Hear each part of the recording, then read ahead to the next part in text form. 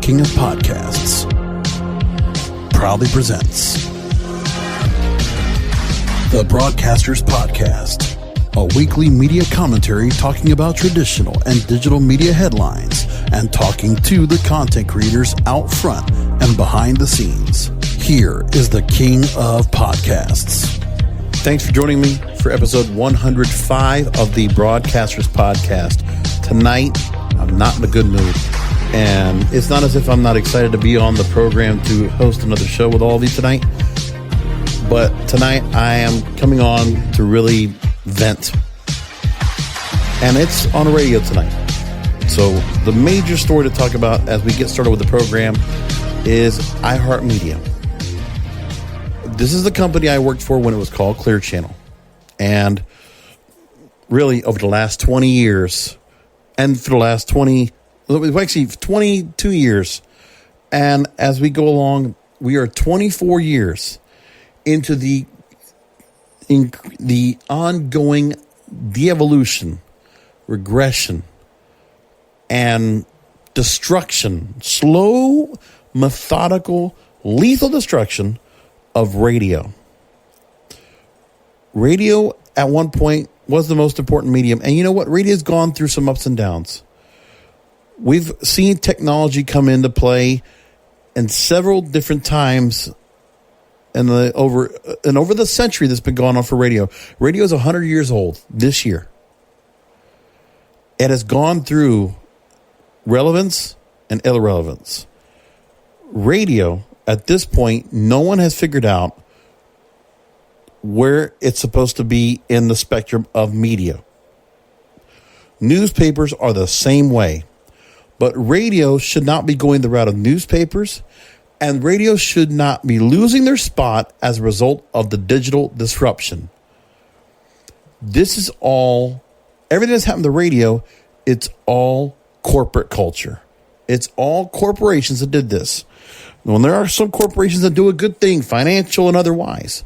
But for radio and the people that invest in radio are a cesspool.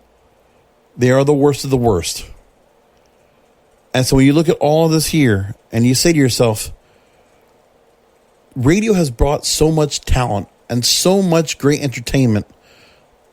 And we have been experienced and subjected to all this great music, all this great entertainment, and all these stars that would become big stars of television and whatnot.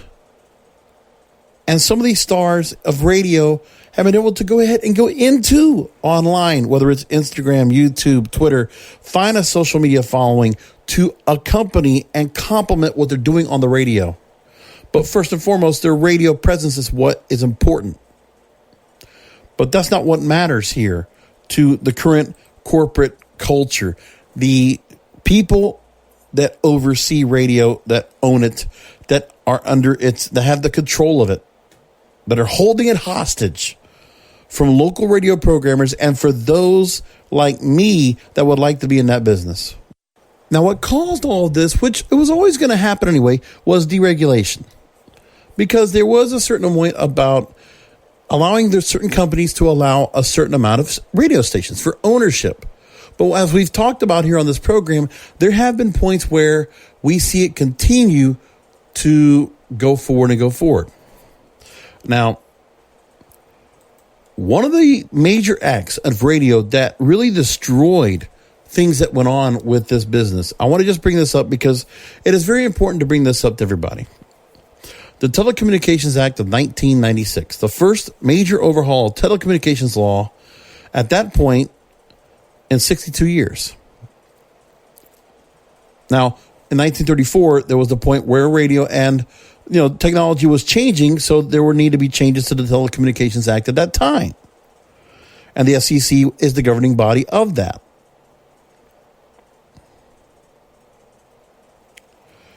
It was an act that was to promote competition and reduce regulation in order to secure lower prices and higher quality services for telecommunications consumers, and encourage the rapid deployment of new telecommunications technologies. But what happened was that affected the phone industry and other areas of communication but it also allowed for radio to get bought. And so what happened was deregulation became the amount of radio stations that could be held by a company was increased significantly. Thus came the purge of radio stations by one man that really did the biggest bit of damage of all. There were others that did it, but the man that really caused everything to happen when it comes to radio, Bud Paxson. He was the person that was best known for co-founding the Home Shopping Network and Pax TV and other things.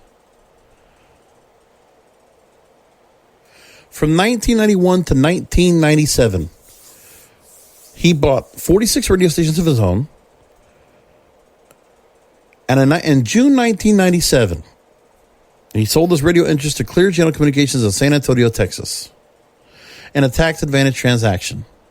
And then he used that money to go into television. But Clear Channel and the story of Clear Channel, which I've read several different books that tell you the different story of what happened. What happened was Clear Channel, for whatever reason, they decided to go ahead and start buying radio stations across the board. They would buy J-Core Communications. They would buy AM, FM radio, which was buying other companies like Chancellor Media and others. Buying $17 billion in stock and $6.1 billion in debt. Buying, at that time, was the country's largest radio broadcaster, to a point where Clear Channel would own, about 1,000 radio stations?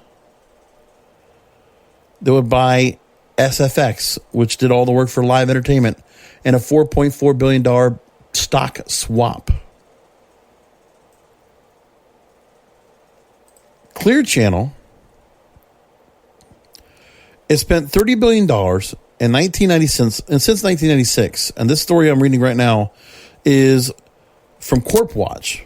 They mentioned as the media mammoth that stole the airways. So going back to 2002, nothing has really changed about this company, except that in 2014, it was relabeled iHeartMedia in reference to the iHeartRadio app, which actually was the one true technology that was part of the disruption of the mobile space that actually was making a profit and actually something they could grow out of, which is what they've been to continue to do today. But their radio assets have failed since, no matter what you say. So Corp Watch says this about this story. Again, they spent $30 billion since 1986 in 6 years to become the world's largest radio broadcaster, concert promoter, and billboard advertising firm. In less than 6 years, it rocketed to a place alongside NBC and Gannett newspapers as one of the largest media companies in the United States. It has a reputation for ugly hardball tactics. It's played a leading role in destroying media diversity in the United States. And yes, it is the same company that allegedly blacklisted certain songs following September 11th, including Cat Stevens' Peace Train and John Lennon's Imagine. As I mentioned, the Telecommunications Act of 1996, before the passage of that, not any company could own more than 40 radio stations in the entire country. With the sweeping relaxation of ownership limits, Clear Channel at that time ballooned to 1,225 stations in 300 cities. And there's 8,000 radio stations in the country? So this company owned all the large major market stations around the country. They owned the largest concentration. The closest competitors were CBS, which was Infinity Broadcasting. It's now CBS Radio. Now it's Entercom. And ABC, which became Citadel, which is now Cumulus. Again, they only own 1/5 of as many stations as Clear Channel at that time. And it's still about the same thing today. Now, accusations around Clear Channel illegally uses its dominance in radio to help secure control of the nation's live entertainment business. Now, another thing they've also done was they leveraged the way radio was done. Because we already know that radio was already changing a bit because of rap music and rock music. The way that music was changing in the 90s obviously made changes to the way pop music was being played and how the stations started to segment themselves and started splitting up into different genres. So at this point, in the late 90s, you had alternative, you had hard rock, you had rap and R&B stations cut it across the board with other formats. These are some of the things that they've done, and they have been allowed to get away with this for so long. Now, there were several cities, including Denver and Cincinnati, that charged radio station managers with threatening to withdraw certain music from rotation if the artist did not perform at a Clear Channel venue. The tactic known as negative synergy has allegedly been used to pressure record companies into buying radio advertising spots in cities where they want to book concert venues. Pretty shady shit. With this anti-competitive tactic of leveraging airplay against concert performances, Clear Channel would firmly solidify their hold in both areas. And they own and operate, and I believe they still do, and exclusively book the vast majority of amphitheaters, arenas, and clubs in the country. They also control the most powerful promoters, who last year in 2002 sold 27 million concert tickets. I don't know what it is right now, but that's a lot. Far from fostering a diversity of voices, and this is the biggest part, this conglomeration, of course, lets micromanage all these radio stations, because you're not going to go ahead and staff them fully like you would a smaller outfit. So Clear Channel decided to do a monopolistic practice of homogenizing the airways, and they've been doing that ever since. Now, the company syndicates Rush Limbaugh and at one point Dr. Laura Schlesinger to hundreds of stations nationwide, shutting out independent artists who can't afford to go through high-priced middlemen, and is responsible for taking the practice of voice tracking to new heights, or depths, depending on your perspective. Now, the consolidation is clearly counter to the FCC mandate to encourage media diversity. However, the long-standing concerns of media activists are being echoed by the mainstream press, the courts, regulatory agencies, and even by members of Congress, but to no avail. When you talk about wanting diversity, why don't we have it in radio? Because we don't. We don't have a lot of minority broadcasters when we could. And it doesn't need to be where it has to be absolutely black or Hispanic or Indian or Chinese or whatever. But the opportunities to buy radio stations so that there's a place for content should be out there. They would face antitrust lawsuits from plaintiffs around the country, ranging from an Illinois concert goer concerned with soaring ticket prices to the nation's largest Latino-owned radio company. Moving along, they were talking more about the concerts issues of what they were doing. And then the regulations. Despite a clear history of promoting consolidation, this is another problem. It's a political thing as well. The FCC has always been bad about this. Now, the Department of Justice and the FCC, the federal regulatory agencies charged with safeguarding the public interest and media, respectively, they were showing a spark of interest to hold Clear Channel accountable. The Justice Department had a top-secret investigation of Clear Channel. The FCC would drag its heels with three notable exceptions. And there were the exceptions they talk about. And Congress caught on to shady practices. We talked about payola, which was not that long ago. That was happening once again and had to be shut down once again. In 2002, September 12th, the FCC would announce their proposed rulemaking on ownership, the omnibus ownership ruling. And it would honestly take away media diversity and public interest. Michael Powell, the son of General Culling Powell, he took a lot of money from mega media deep-pocketed lobbyists. The rule would create with a number of disparate proposals bound by the same core principle of eliminating the last public interest protections in media ownership, because the proposal was made to call to an end the ban on newspaper TV cross-ownership in the same city, eliminating the rule limiting companies to 8 radio stations in one listing area, and ending the limit on national television broadcast ownership of 35% of the national potential audience. And it happened.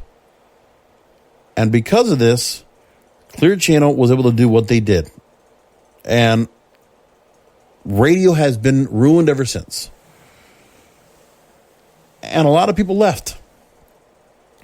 And the biggest problem we had was the several times we had layoffs. And there were always these campaigns that Clear Channel would do to, when they needed to go and find ways to bring down the money that we're putting out, well, they needed to do things to help cut down what they did. In 2005, these are the kind of things that they did. So Once they started buying more stations and started getting bigger and bigger, buying more other media entities, then they decided to start going the corporate way and start to make cuts, micromanaging more and more, taking as much of the bottom line out, as much overhead as they could away.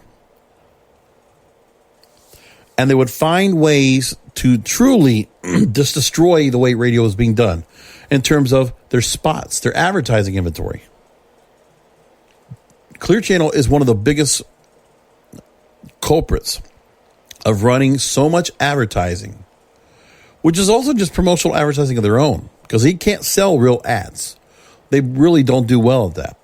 Plus, they sell their online advertising separate, as a separate entity, and not as a bundle with their terrestrial radio package, which is also another stupid thing they do. But they want to go and decide to run both the station as an online outlet and as an FM radio station, separate channels, separate revenue streams. They might work for some people, but it doesn't here. Especially when you have all those commercials you're listening to on online radio. Why you want to listen to that and listen to all those commercials when you can go to podcasting or you can go to Spotify to listen to music or talk? That's the point. And that's where the digital disruption changed everything. But before then, Clear Channel, obviously knowing that the digital disruption at some point was going to change things up, they took advantage of milking the audience of as much advertising as they could and taking talent away. They would try to do things to cut down the spots and try to cut down what was being put in, but then it would do a thing where they would charge more for the spots, things like that. Really stupid things. Less is more.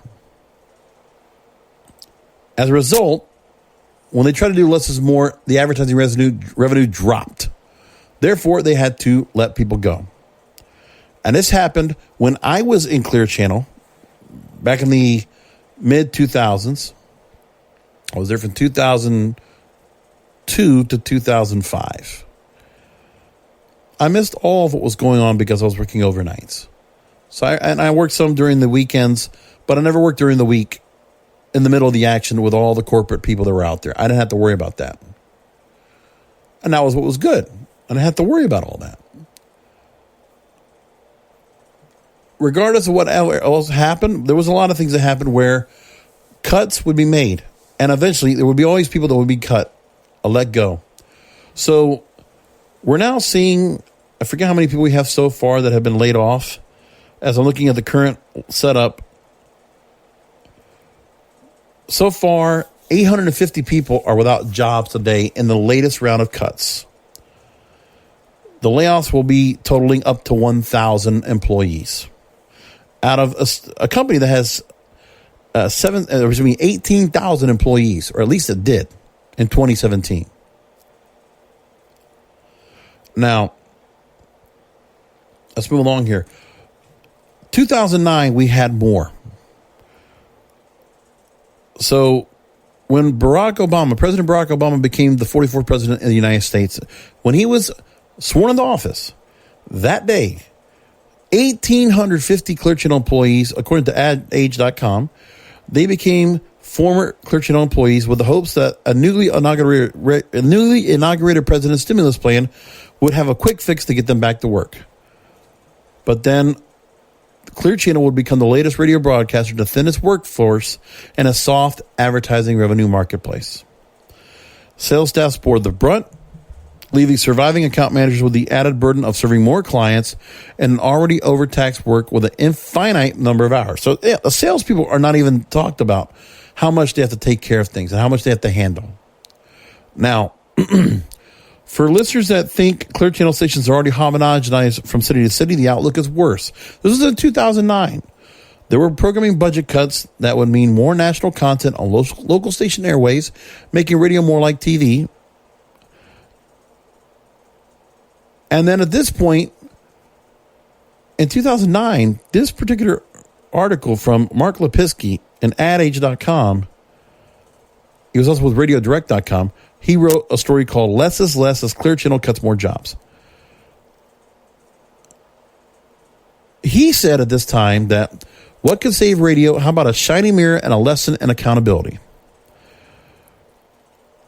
This was written before mobile kicked off and apps and the iPhone were on everybody's mind. Because in this story, they mentioned about that revenue wasn't down because of SiriusXM or iPods or any of the 101 things that were terminated as slayers of terrestrial radio. It's down because new media have empowered marketers to measure and manage the results of their advertising campaigns. And radio has been slow to accept the rules in the new world order of advertising. That's what they said it there. They also mentioned that a dollar spent online can be tracked, sourced, and managed. Media buys can be tweaked, improved, and repaired. Meanwhile, too many in radio cling to the belief that their jobs are finished once they deliver the ratings and air the commercials. And on the programming side, local stations unencumbered by the need to play corporate vanilla radio face a potential field day and a chance to boost market share with programming that plays to the local audiences. The problem is there's not that many stations that can go after to get. And that's the bigger problem. It's not that radio lacks for talent or vision. Well, I have to beg to differ on that. It's just that ever since the bean counters took over the toys, top talent has been locked out of the playroom. Now, that's right. A lot of great talent has not been given the chance to get the money, to bring back the money. There's no money being put in by radio to get money back. You have to invest money to get money back, to make money. But they don't want to do that. For all that terrestrial radio once was and can be, still is, there's an eager audience star for content willing to support those who support the media. And even today in the new age, it's still here. Now let's go fast forward 11 years later to the current day, January 16th, 2020. Rolling Stone writes out, a repeat of 2009. In January, once again, by the way, after the fourth quarter, and look what happens. iHeartMedia, again, 11 years later. And by the way, this is after 1 year ago. They went through Chapter 11 bankruptcy, reorganized their debt from $16 million to $5.75, and from $20 million to $5.75 million, or $5.75 billion. And at the same time, and I'm reading a story from January 22nd, 2019. That's what it was. 16.1 to 5.75. And Bob Pittman, almost 1 year ago to the day, Chairman and CEO Bob Pittman, Rich Bressler, the President, COO, and CFO, they had extended their contracts by 4 years. Not to mention, when I talked about it on this program, that Pittman, Bressler, and two other people within the company still continue to get bonuses in excess of each $2 to $3 million a year for what they do. And what have they done now? Well, let's look at that wonderful iHeartMedia Dow Jones ticker. Where are they at right now? That's a good question. Currently 1757. It opened at 1757 when it first started. And it has stayed steady. But 1 year, honestly, you look at this and let me go back 1 year. Actually, let me go back to the max. They first opened up 1750 on May 9, 2019. That's what's happened in the last year. They were able to get that, right? And then they got up to $18 at its highest at any point. That was a few weeks into it. And then it dropped significantly down to $12, and it has been making a climb back up. The only thing that's really building up the fact that we might see a rise in stock price at all, otherwise it would still be dropping again,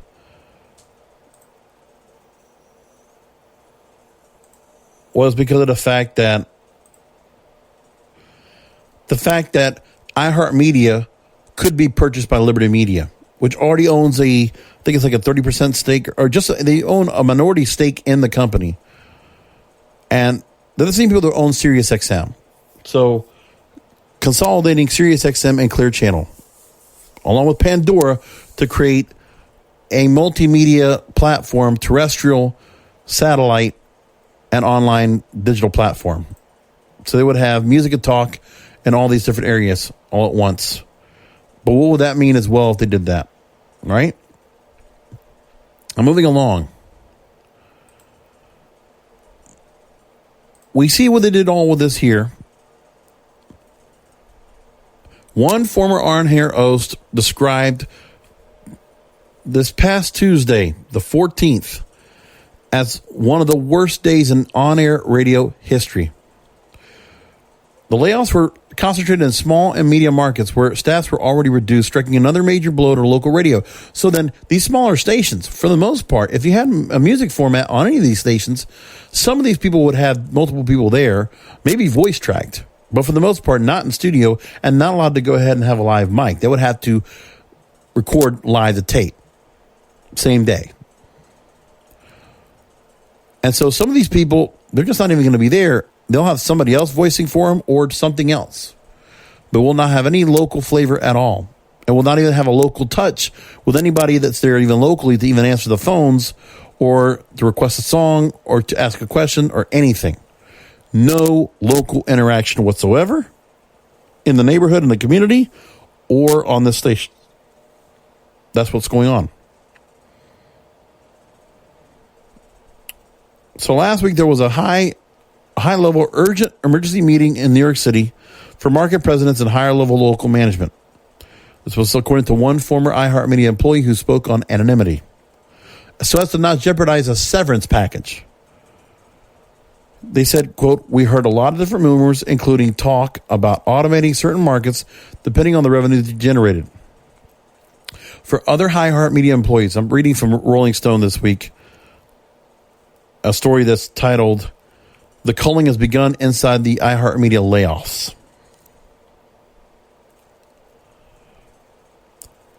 So the first sign of trouble came early Tuesday morning when the company sent employees an email announcing a new organizational structure. The memo obtained by Rolling Stone seemed plucked partly from a corporate culture parody like Office Space. It opened with chest puffing, we're the number one audio company in America, and then slathered on numbing layers of business jargon. New institutions included the Integrated Revenue Strategies Group and Excellence Centers. And then the email that was sent to all these employees said, "Our people are our company's most important asset." And then they announced that a number of crucial assets were about to be cut, and inventing a new euphemism for layoffs in the process. There will be some employee dislocation, some by geography and some by function, which is the unfortunate price we pay to modernize the company. That is the biggest line of bullshit I've ever heard. And I honestly, if I were an employee here, and God forbid I was one of these employees that got fired, man, I would have been pissed. I don't know what I would have done with myself. And I don't even know how I would have been able to cope, something like that. It's unfortunate. Not long after the email went out, people like myself started to get calls at the offices, and they were told they were letting people go. Now, as we said, the biggest reduction in force since the one they did in 2009 was this one. And at that time, I just mentioned, it was 2,000 employees, more than 2,000. iHeartMedia, which controls more than 800 radio stations and paid its CEO more than $14 million in 2017, which, you know, I've gone after Bob Pittman for a long time here. It's really upsetting to me. Not to mention he was getting the bonuses that we talked about before.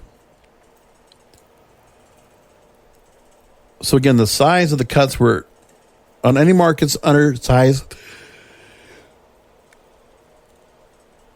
market 30. So market 30 is Las Vegas. That everything that's less than the population of Las Vegas would be affected by these cuts. Now the story goes into talking to a couple of different radio DJs where they lost their spot on the air. One of them was Daryl Ledyard, who worked for more than a decade at WBBS, a country outlet. And he was the number one radio station in Syracuse, New York, year after year for 2 decades. And they said that to take all the local DJs off the station, on the number one station in the market, says a lot. And Ledyard noted that iHeartMedia is very much convinced that the local aspect of radio is no longer important, end quote. And in iHeartMedia's statement, they said, quote, "We will continue to serve every local community in which we operate just as we always have." That's such a blanket statement that has no answer and no resolution to it. They're not even telling you how they're going to do that. They're just saying they're going to. Now, iHeartMedia was able to wipe away much of its local presence thanks to a recent decision made by the FCC. In 2017, the FCC succeeded in getting rid of the main studio rule, meaning the stations were no longer required to maintain a studio or any staff near the location of their broadcast license. Now, this helps all radio stations, and I don't actually mind this story. Okay, because local radio stations can continue to do what they need to do with the main studio rule. But, I mean, you need some stations to be able to go ahead and have, some cuts where they don't have to have a building. I can understand some of that. But the truth is, there's nothing wrong with doing with that. That's what's most important. Now, it was a lot easier to get rid of people if you don't have to have any physical location where the public can come in and figure out what's happening at your station. And that may be part of why few in radio were surprised by the cuts to local talent. So it's so clear, according to Jessica Gonzalez, co-CEO of Free Press, a media watchdog group. She says, quote, "It's so clear that deregulation has resulted in these big guys like iHeart running as lean as possible. Radio still touches so many lives. It's free, and it's particularly important to low-income communities, communities of color, who are less likely to be on the internet, so their opportunities to access news and information are much more limited. We're the ones that have to pay." And most importantly, with news and information, you have time. You're not like television where you're constructed to a small little segment of content, or a newspaper where you only have a certain amount of space. Radio, you have lots of space and lots of time to cover. You have lots of new information you could deliver and pass along to people, but they don't. Anyways. Now that a single Spotify playlist might command more than 25 million followers, giving it the power to create a global hit before lunchtime, the concept of a local radio station intent on serving a local community seems increasingly quaint.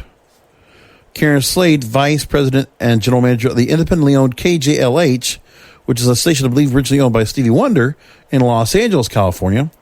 She says, quote, "We've gotten so far from local owners that radio is almost unrecognizable now. Quote, "It's dominated by massive corporate structures, and the communities that we need to service get lost in the shovel between the giants. Rampant consolidation inherently homogenizes viewpoints and music played across the country."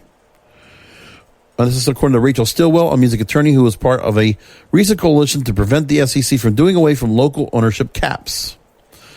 Quote, "But it also means," Rachel said, "that there are fewer local DJs talking about local things that matter deeply to their own communities." End quote. Now, with iHeartMedia taking a step to further hollow out, you could definitely see other radio groups following suit. Cumulus, Entercom, Town Square Media. iHeartMedia's move gives more radio chains cover if they want to pursue the same strategy. No matter who does it next, iHeart was the bad guy first, a former employee says. So, quote, "It doesn't matter who does it next. They won't be as bad as iHeart because it won't be as unprecedented." Another quote here, quote, "On-air talent was supposed to be the one thing that iHeartMedia offered that was unique. Now we don't do that either." It's gotten so bad. Only major markets have certain talent, but again, live to tape or voice tracking, and that's about it. National contests, which have been going on for over a decade, you don't have phone numbers.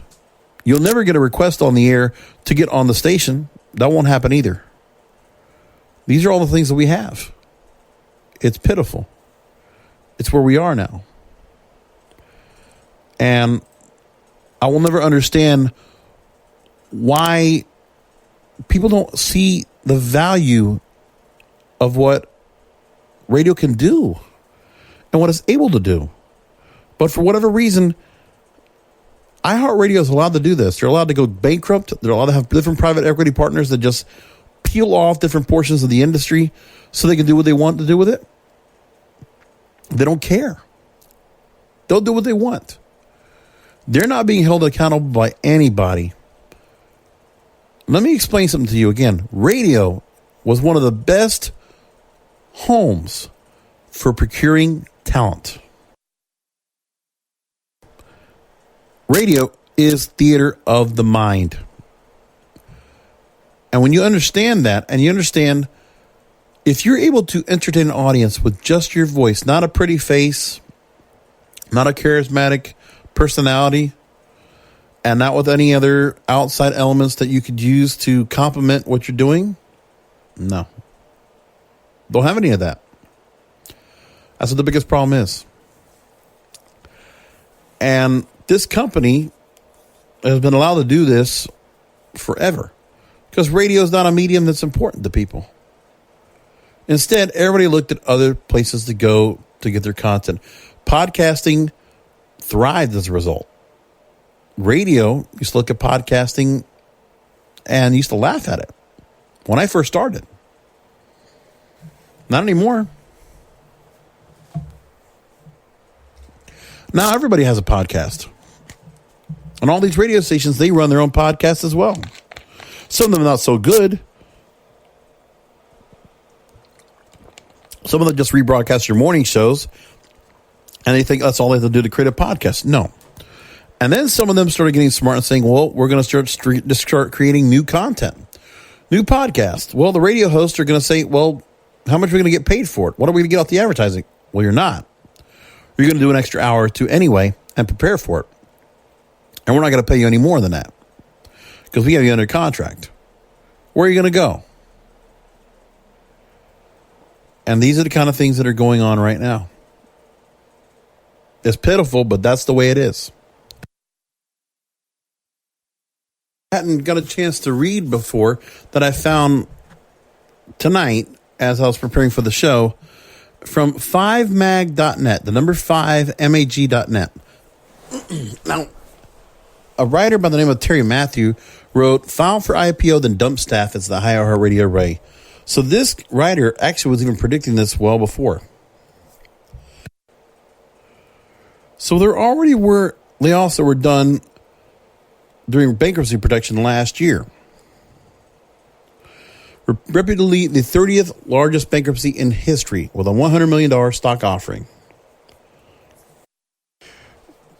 The year before, this same writer talked about the people that ruined radio are ruining the company that ruined radio. And here are the people that you need to keep in mind of. First of all, there was a leveraged buyout in 2008 of the company by Thomas H. Lee Partners and Bain Capital that left the company with more than 800 radio stations worldwide smothered in debt.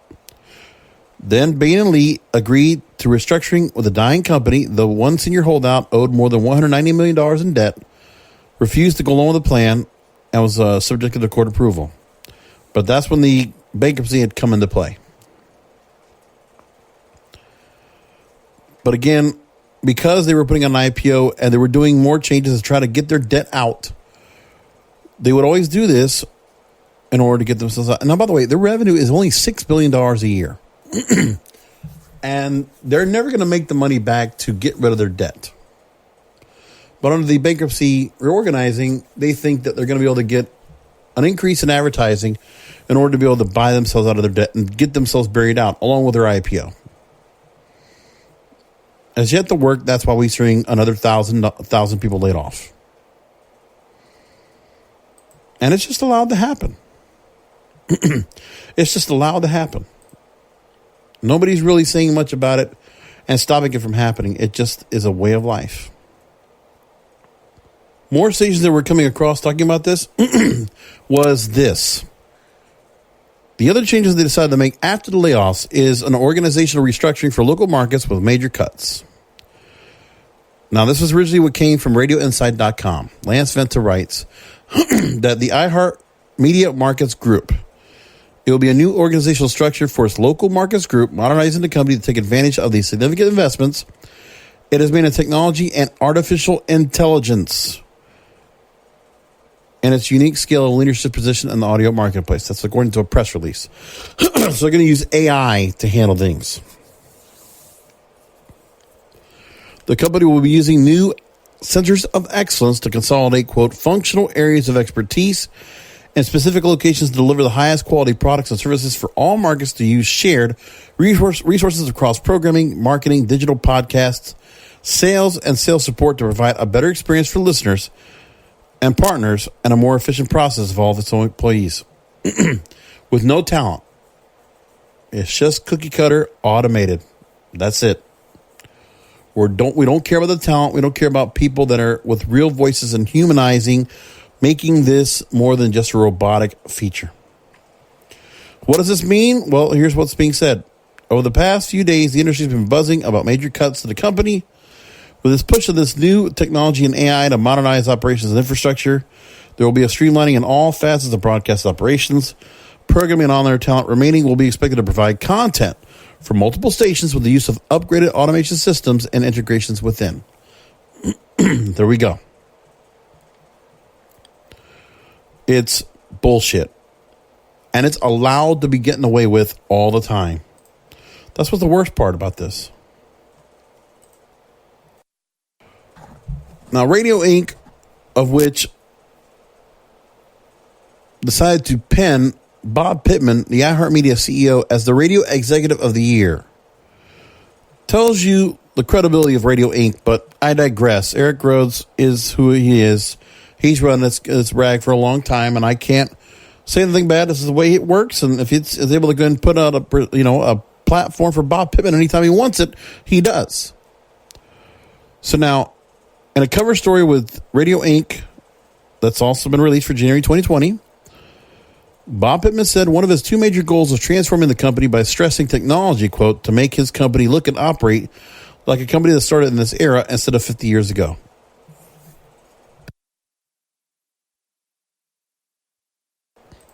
How naive is Bob Pittman to think that how radio was done 50 years ago, something was wrong with it? Taking a shit on the likes of Todd Stores and Bill Drake. Why? What good does that do? And what is wrong with what they did and why it wouldn't work today? He doesn't get it. Anyway, let's continue here from this radio visionary Bob Pittman is going to say. In addition to restructuring divisions and management responsibilities, it certainly appears the company will be relying more on automation and syndicated talent. Unlike previous years when a lot of jobs were cut this time around, it seemed those losing their job were taking it in stride, hardly in shock that they were let go. Perhaps this has become routine to those on the air, and they're always aware that they might hear the words, "We decided to go in another direction." Now, radio turns 100 years old in 2020. It's far from what it once was when the airwaves were filled with local voices and artists trying to sneak into the studio to get their record played. And what was wrong with all that? It was a great time.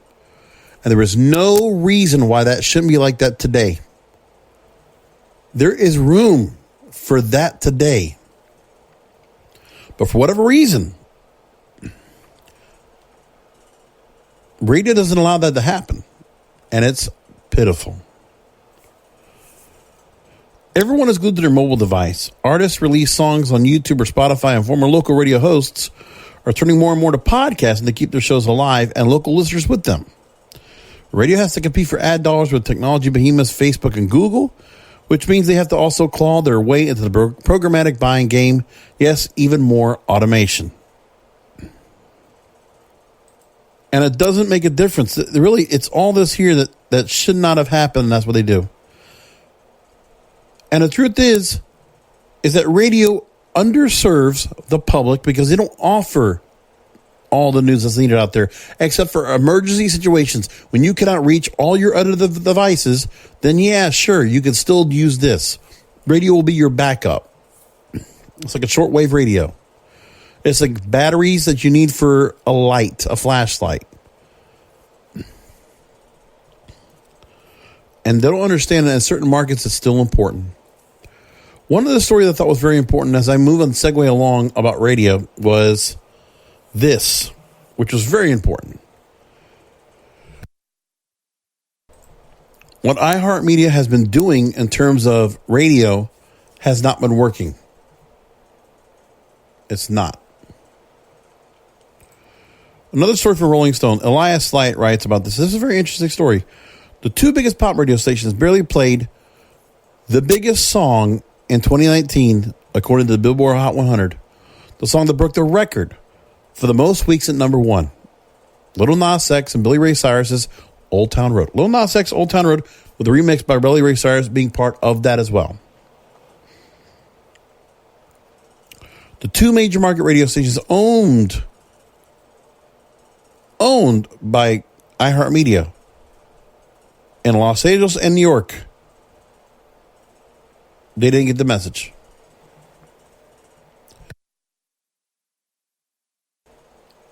Lil Nas X's Old Town Road amassed more than 2 billion streams, 1 billion more than the runner-up. And even though no one buys music anymore, Lil Nas X sold nearly 1.5 million downloads. Easily 500,000 more than the second most downloaded track. It was, according to Phil Guarini, Vice President of Music Strategy for Disney Channels Worldwide and GM of the Radio Disney Network, which did play the song. He said it was undeniably the biggest record of the year. It's not even debatable. But except that the two biggest pop stations owned by iHeartMedia, WHTZ New York, Z100, KIIS FM Los Angeles, KISS FM, 102.7 KISS FM.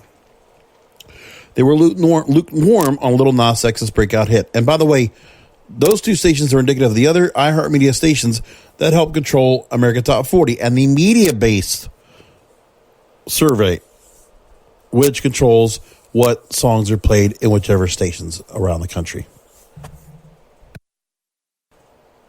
When the most popular song on the country receives a tepid response from two of the country's biggest terrestrial radio stations, the arbitrary nature of pop radio becomes glaringly apparent. The number one song on America Top 40 and on pop radio and media base was Halsey's Without Me. Old Town Road was, I think, in the top 10, or it might have been more in the top 20 of last year. And I never did give it heavy rotated airplay. Even when it got to number one for 19 weeks, it didn't. Of course, it's hardly unusual for the top 40 format, which still reaches about 100 million listeners a week, to effectively ignore wildly popular rap, R&B, and reggaeton hits, whether that's Cardi B's Bodak Yellow, Ellie Mae's Boot Up, or the Stanford remix of Te Bote, Neil Garcia, Casper Magico, and Daryl. And here's what was said. In 2018, iHeartMedia's chief programming officer characterized the top 40 programming ethos as just playing what's hot. But what's hot tends to be major liberal artists, usually white, who sing in English and have big promotional budgets. Now, Guarini says, quote, I've had conversations in the past, even as recently as the past year, where people in radio tell me BTS is not my audience, Lil Nas X is not my audience. And he says, wait a second, you're talking about some of the biggest songs and biggest artists in the country. Who is your audience? And it's true. Look, and it's not necessarily, they try to say it's a racial aspect, but yeah, it's partly true. Post Malone, Taylor Swift, Halsey, if they put out a song, it's up. Justin Bieber, Selena Gomez, immediately they put it up to the top. That's what they do. It's very interesting how they do that. Programmers with these biases are given cover partially because today's traditional radio playlists are so tight. Radio stations have decided that playing fewer songs more frequently will keep more listeners tuned in. But this, quote, gives further excuse and validation to the stance. Hey, I'm playing the most popular stations. We've researched them. We have them in power rotation. They spin every hour. I don't have room for this song. That's what Grady said. Old Town Road was so successful, it was able to break through pop radio's unofficial embargo on rap at most stations.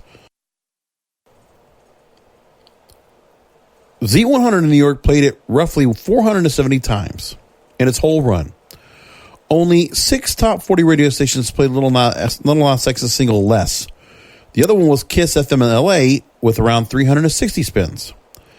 And then WKTU 103.5 FM in New York Station, which is a dance pop outlet, played it the least of any top 40 radio station, about 160 spins. But they're mostly a dance station, so that's understood. These 3 stations are owned by iHeartMedia, which declined to comment on its programming preferences.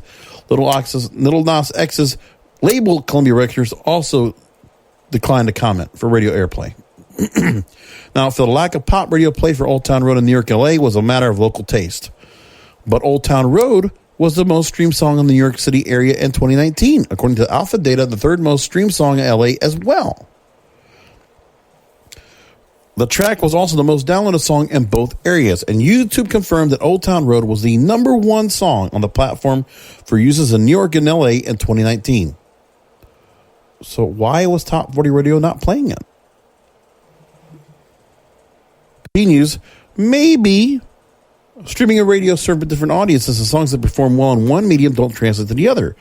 But then the competitor for KISS FM, KAMP, I think it's 97.1 AMP FM, which is the Intercom, formerly CBS radio owned station in LA. They played Old Town Road hard, and locally in LA, according to the PD there, Kevin Weatherly, he says the streaming numbers were too huge to ignore. End quote. And Weatherly says he likes to take a chance on the music, and his station started playing the song on March 14th. The song actually got released this time last year. It was one of the first pop stations in the country to do so. It played the song more than 1,600 times, ended up as one of the station's 5 biggest songs in 2019, and it obviously connected with LA radio listeners.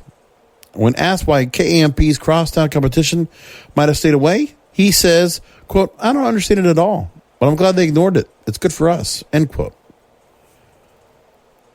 iHeartMedia already owns the 2 pop radio outlets in New York, so there's no crosstown competition. But it's notable that no other top 15 radio market dismissed Old Town Road like Z100 or KISS FM. Many major markets played it 2-3 times more frequently. The stations in New York, LA didn't just play Old Town Road less than most. They seemed to pretend it didn't exist until that it was no longer possible. Z100 didn't play the track until April 3rd. And if I'm correct, I believe it was January of last year that the song debuted on the chart. KISS FM stayed away until April 11th. It was after the song broke big in March. And WKT was the last terrestrial pop station in the country to spin Old Town Road.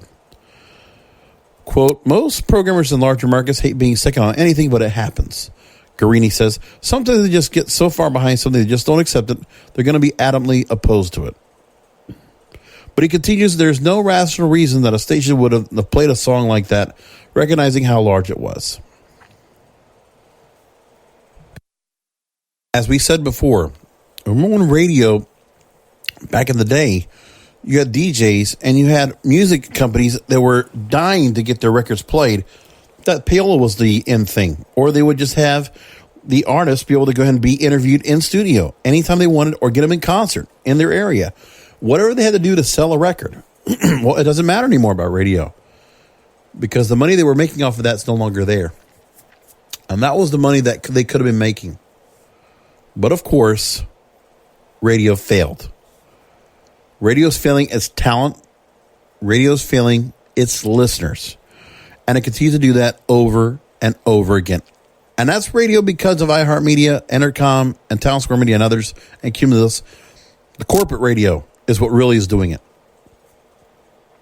The problem that's going on with local radio is the fact that the local radio owners, some of them are just there trying to make a certain amount of money doing the same thing. But they're not doing much more to offer local talent or local content. Not really. They're no different than some other people. And then those that are actual local owners, they don't want to go up against the big corporate giants, programming to programming, for they would lose. So when you have people that are monopolizing the market, that's the biggest problem. And there are no new places for this other town to go to, because if there were other places, then this radio town could say, okay, we're going to go cross town to another station. And that's how it used to be. But they don't have that anymore. And that's a major problem. And that's where we are. I want to bring up one other story before we go and roll out of here. Is how radio that did what they did, the same mentality is being done right now over in digital media, in the streaming media space. Netflix is predicted to spend more than $17 billion on content in 2020. What does that tell you?